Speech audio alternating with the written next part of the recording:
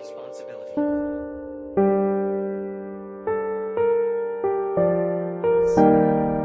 Finishing this fight.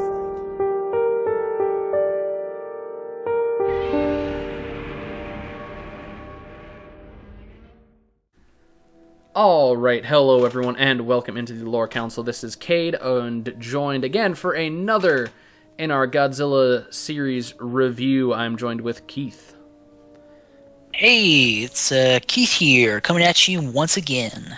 Yes, sir, and today we are tackling 1991's Godzilla vs. King Ghidorah, or Ghidorah. You know, however you like to say it. Or Godzilla 3, Electric Boogaloo. Oh wait, I made that joke last time. Moving on! So, this movie was directed by Kazuki Imori. And, yeah, I guess spoiler-free thoughts. I really love this movie. Definitely one of my favorites of this kind of era of Godzilla movies. The action in it's really good. Like, the monster fight, the whole plot of, like, you know, the whole time travel aspects and everything. I really, really liked it and everything. So yeah, overall, definite spoiler-free thoughts. Thumbs up. Yeah, it's a pretty good Godzilla movie. Definitely more on the wacky side with the story. Yeah, I would highly recommend it. I don't know what else to say without spoiling it, so... Well, I was going to say that it's a lot more straightforward than, like, Godzilla vs. Biollante was. Where this one doesn't have any, like, you know, secret agent side plots or stuff with Godzilla's cells. It's you know, it's a bit more focused, and I think that's definitely to its benefit, that it's a bit more focused on, like, you know, the two titular kaiju and kind of the story that ends up bringing them together so they can have big monster fight. Yeah, there's the main story with the main characters, and sure, you don't remember all their names, but for the most part, they're all there. And yeah, the story's pretty good. Yeah, there's basically no side plots, so it's pretty focused on just the main story. Yeah, and I think that really works. Well, we'll delve into it a bit, so let's just hop into kind of the big points of the plot. So, we end up, well, basically learning that in 1944, during the Gilbert and Marshall Islands campaign, these Japanese soldiers were saved by a dinosaur, and that, you know, scientists are then theorizing that that dinosaur mutated into Godzilla after hydrogen bomb tests on the island, and we get his name is. It's not like the movie tells you that right away, but yeah, we're just kind of. I was just imagining you saying that right now. That could have been like a little title crawl, like before the movie or something like that. If there was like a little flashback sequence, you know. Yeah, definitely. But we find out from Yasuka Shindo. I just call him Crazy Army Man. Crazy Army Man, crazy businessman. He was the commander of the Japanese forces on Lagos Island, and yeah, he confirms that the dinosaur did exist. Or am I confusing him with the dude who was like at the dinosaur museum with like a megaphone saying, "Dinosaurs will save us. They'll save us." No, you got the right guy. That was him? No. Shindo is the businessman who was the commander of the Japanese soldiers in 1944. And who's the guy who's at the freaking, you know, dinosaur museum going crazy? He's there just going crazy. Oh. Yeah, okay. But we do find out that a UFO lands on Mount Fuji, and the Japanese self-defense forces investigate, and they're greeted by it's a fan-made term that eventually just stuck, but they're called Futurians. Yeah. What seems like aliens come out of the sky, but then it's just some white people and one Japanese chick. Yeah. Well, one of them, to be fair, is a android. Oh yeah, sure. I'm the android person. Definitely not a Terminator reference at all. What Terminator stuff did he do? Well, he can run really fast. He's an android from the future. Yeah, he does cool android stuff throughout the movie. Yeah, exactly. He does cool. He's got like a numbered designation. Oh, sure. M11. So, but yeah, they explain that they're from the year 2204, and this is where Godzilla, he's destroyed Japan, so they're gonna do Japan a solid and time travel to 1944 and just Yeah. I mean, that's what they tell the people, you know. Yeah, exactly. So they say they're going to do that and, make sure Godzilla... Because, the logic of thinking is, well, Godzilla, if you remove him if you remove the Godzillasaurus from the timeline, Godzilla can't exist. Yeah. So yeah, this movie also kind of, I guess I could have mentioned at the beginning, but it also serves as like a definitive origin of Godzilla.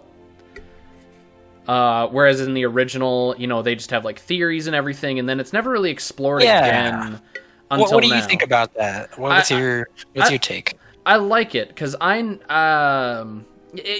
being like a dinosaur is a little, kind of goofy because obviously it's, in the 20th century there shouldn't be any, dinosaurs roaming around in the Pacific Islands.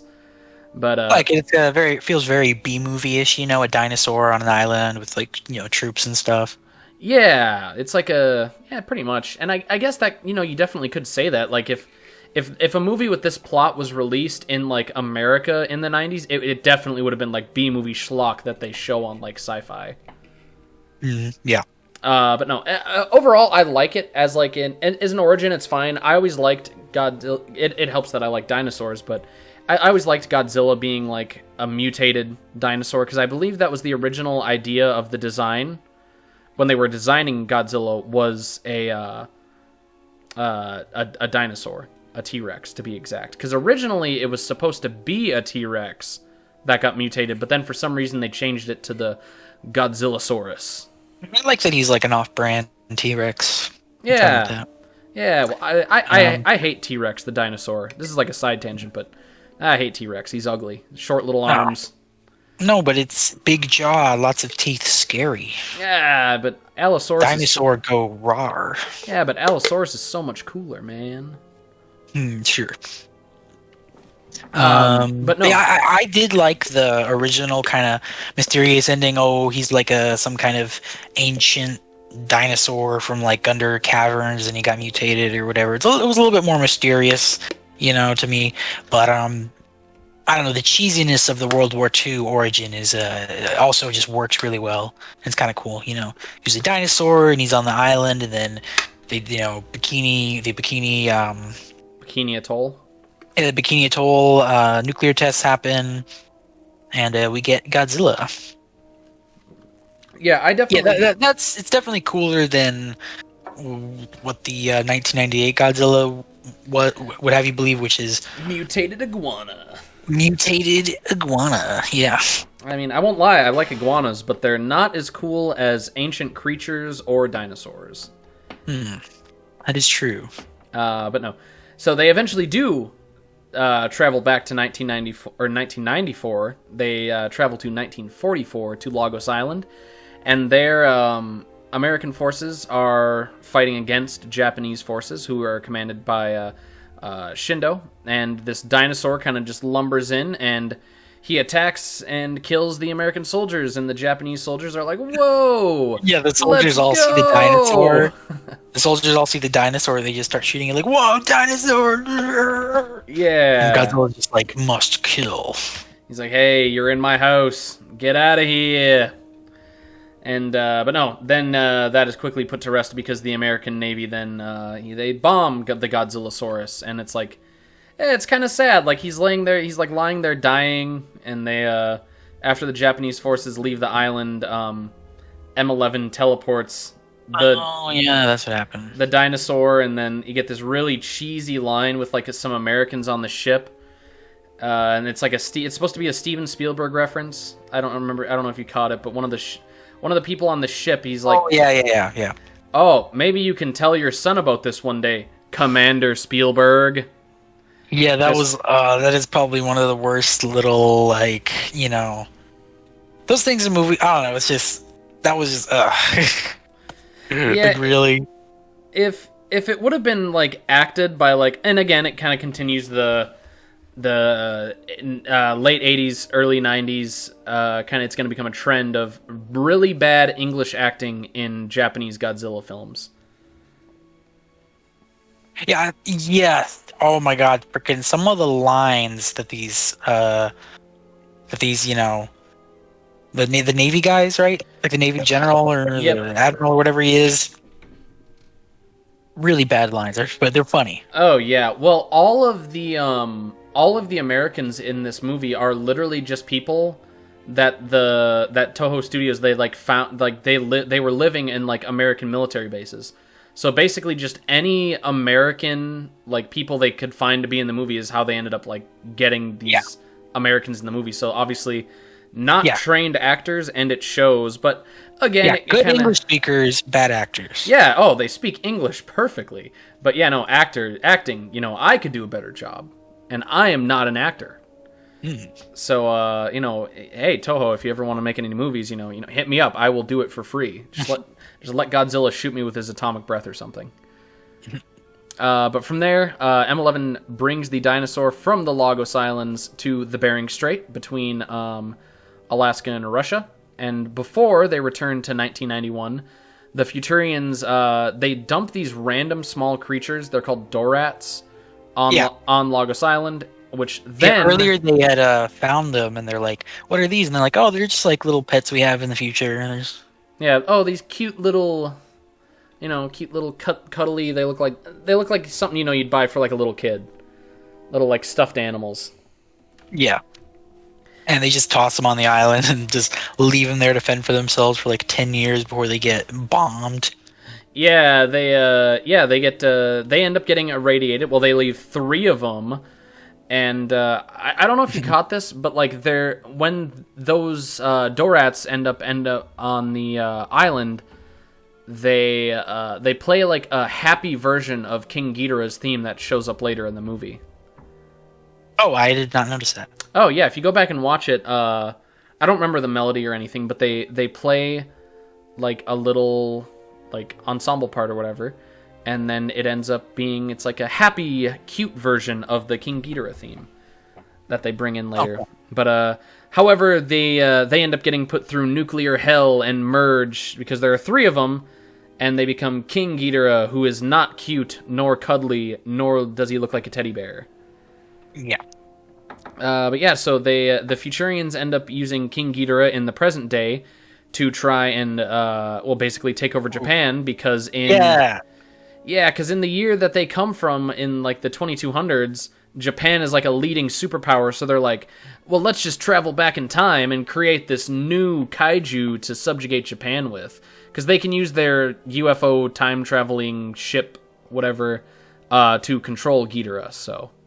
Right. So, yeah, basically their whole, reason for being there and doing the time travel thing was just a lie.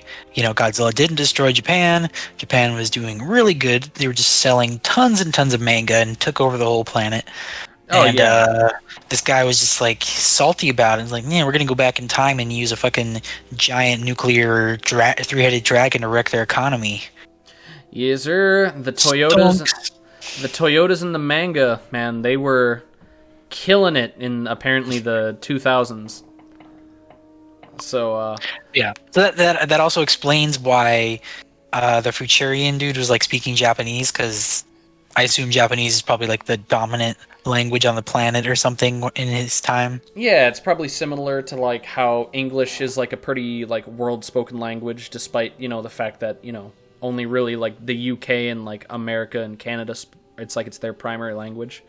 Yeah. So probably something like that, where like Japan is like a big language. So yeah, future everyone's turning Japanese. Yeah. But no. See what I did there? Yes, sir. But no. We end up after M11 brings Emmy, who is the Japanese time traveler from the future. She reprograms M11, so now he's a good guy. Thumbs up, good guy.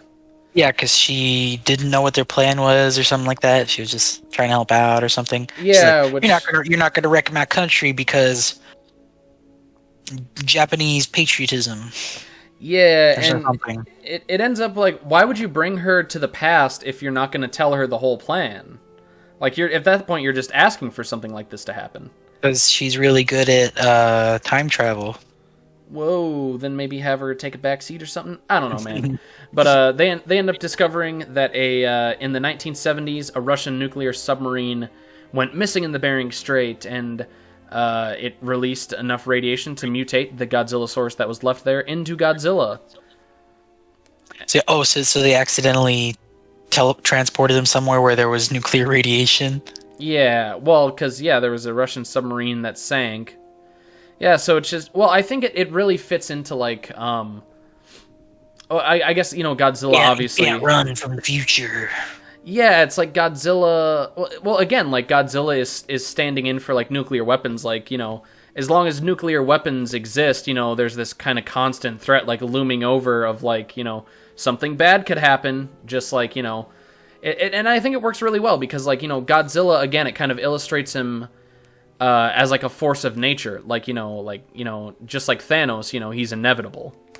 Yeah. So I really like it. It's really cool. It's a really good reveal. Like you can run, you can hide, but it doesn't matter because Godzilla's gonna show up and he's gonna nuke your town. He's gonna waggle his finger at you for using nuclear weapons. That's a big no-no. Uh-oh. Someone did a serious fucky-wucky in atomic breath. But no, so then they plan to Shindo plans to use his privately owned nuclear submarine. And in case people are wondering, nuclear submarine doesn't refer to the fact that they carry nukes, it's that they use nuclear power. But they also carry nukes. Well, some of them do. I'm sure the Russian one fucking did. It was the 1970s. Yeah. But this Japanese one, it just uses nuclear power. But on the way to the Bering Strait, who shows up to destroy the submarine? Well, none other than our favorite giant mutated lizard. Wait, so what were they going to use the submarine for in the first place? They were going to use it to rejuvenate Godzilla, which they did. And then they just find it. He just finds it anyway, right? Yeah, and then destroys it. So they did it, but not in the way they planned. So now Godzilla, he's bigger, he's more swole, he's been hitting the gym, he's got the protein powder, the nuclear protein powder, so now he's bigger and more jacked. Mission failed successfully. Yeah. But Godzilla then shows up to Japan, and we get the big, really cool kaiju fight. I think King Ghidorah, like his flying effects and everything, they look really good. Yeah, that's really cool. The wings look great, the heads and the lightning effects from his head. Yeah, the way they all work. He tries to like choke Godzilla with one of his heads, and like Godzilla, he's got like fucking white foam coming out of his mouth like he's getting strangled. It's a really, really good fight. One of my favorites in Godzilla history. Yeah, definitely very cool. But of course, the three-headed dragon is no match for the big nuclear dinosaur, and Godzilla ends up blowing off King Ghidorah's middle head and kind of just tosses him into the ocean. Godzilla... Didn't he like shoot off like both of his wings or something too? Or like he blew him out? Yeah, they get blown up too. And then Godzilla, he destroys the UFO and everything, and then he turns his attention back to Tokyo and starts destroying the city, and then Shindo, as like Godzilla is approaching his big skyscraper, like they kind of have like this moment almost where Shindo's like staring at him and Godzilla's kind of staring back. Yeah. And like he kind of has this he kind of has this thing of like, oh, kind of internally you could kind of see him thinking, oh, Godzilla won't kill me, I was there on Lagos Island and he saved me. Yeah. And Godzilla promptly does not give a single flying fuck and nukes his blows his skyscraper up. Yeah, the scene's kind of weird, kind of taking itself seriously, but then it's kind of funny. He gets blown up. But overall, that ending part where Godzilla is like just destroying everything just because he's Godzilla, Yeah, and I really like that. Really cool. It reminded me best like Godzilla destruction scene since that scene in 1954 Godzilla. Like just really good. Yeah, I would definitely agree. Like this Tokyo destruction scene, I think is awesome. And just the fact that Godzilla, he doesn't recognize like this random person from 1944, like from 50 years prior. It shows really well that Godzilla, kind of like nuclear power, like nuclear weapons, like, they don't care because they're just gonna blow shit up.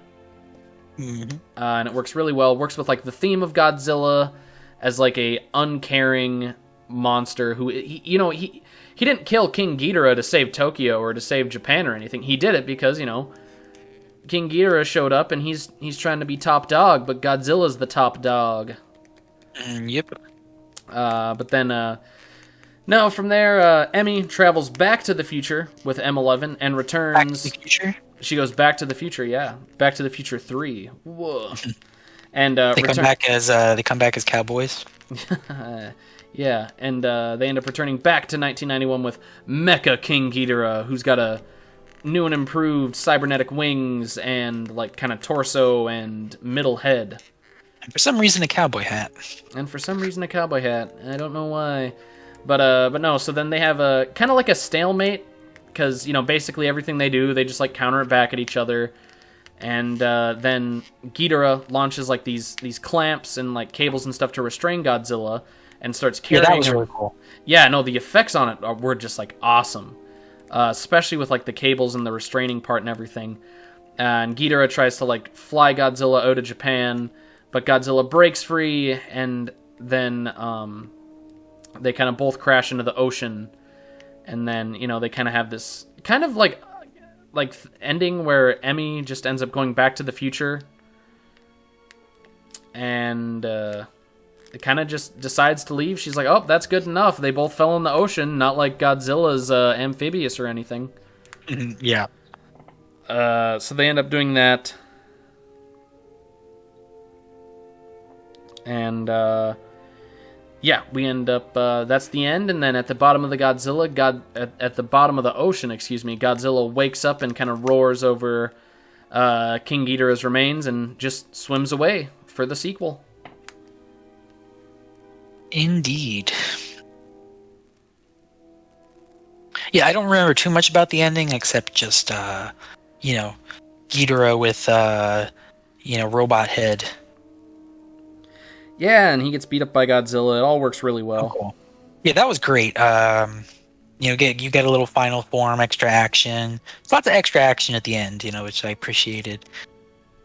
There should have been they should have had time travel in Godzilla versus Biollante, and we could have got the final mechanized form of Biollante. Yeah, you and your hankering for a final Biollante form. The Ultra form, where there's like tons of giant roses and stuff, and they like spit acid or something. No, but yeah, good movie, good flick. Definitely the best human story so far, because it just worked perfectly with the plot to get the story going. You get the cool, really, really cool Godzilla origin story with the time travel and then the Ghidorah fight. And basically the whole time travel plot is it's literally to set up King Ghidorah, And then, of course, we just get Godzilla because Godzilla will out. Yeah, exactly. Yeah, I think this is totally. Well, I won't spoil which one of the Heisei films is my favorite, but this is one of the top contenders for it. I really, really like it. If you haven't checked it out, you can find it, I'm sure, in totally legal ways. When we're done with this, we should do like top 5 Godzilla movies. Oh, definitely. Yeah, so be on the lookout for... yeah, did you have anything else to add, I guess, before we close it out? No, I mean, just a pretty great movie. Super solid Godzilla movie. Better than Biollante just by technicality of, that doesn't have the side plot with the secret agents and the bad English and stuff. Yeah. The only bad English it has is the stuff with the U.S. Army soldiers, and that's just funny. Pure funny. But yeah, I guess that's it. Just, thumbs up, 10 out of 10, would recommend. Yeah, basically, same for me. Really love this. From here... this one could have been watched without even having seen Return of Godzilla or Godzilla vs. Biollante, right? Yeah, I could Yeah, I could see that. As long as you know what Godzilla is and what Godzilla's about, yeah, I would definitely say, you could just jump into this, right after, like, the 1954 Godzilla or something. Or even if you've just seen any other Godzilla films or anything, you can just, like, hop right into, like, Godzilla versus King Ghidorah. And you're not really going to miss a beat. And it's really good, really fun. The kaiju battle in it and everything is really good. And yeah, overall, it's just an awesome film. Definitely go out and yeah, check it out if you haven't. And with that, this is Cade from the Lore Council signing off. If you've enjoyed this or anything else that we have put out, drop a like on this video, drop a subscribe to the channel, and we will see you later. Yeah, this is Keith, over and out.